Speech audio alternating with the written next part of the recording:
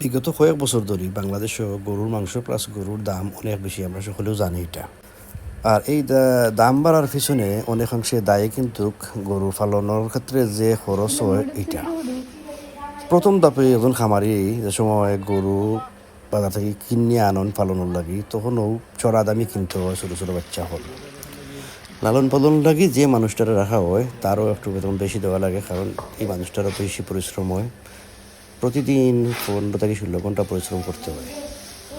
আর আরেকটা মেইন যে প্রবলেম, এটা হচ্ছে কি দানাদার খাদ্যর ক্ষেত্রে বাজারে কিন্তু অনেক হাই প্রাইসে কিনা লাগে। যেমন ভুসি, খৈল, আবার ধানের গুঁড়াও এখন অনেক দাম দিয়ে কিনতে হয়।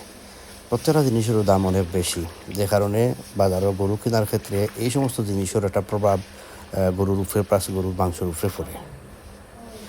আর খামার পরিচালনার সময় গরুর সুস্বাস্থ্যর লাগি ডাক্তার কন্টিনিউ লাগে, প্লাস ঔষধও লাগে। এই সমস্ত প্রতিকূলতা পার হইলে একজন খামারি সফল হোক, এই দোয়া কামনা করি। আল্লাহ হাফিজ। আসসালামু আলাইকুম।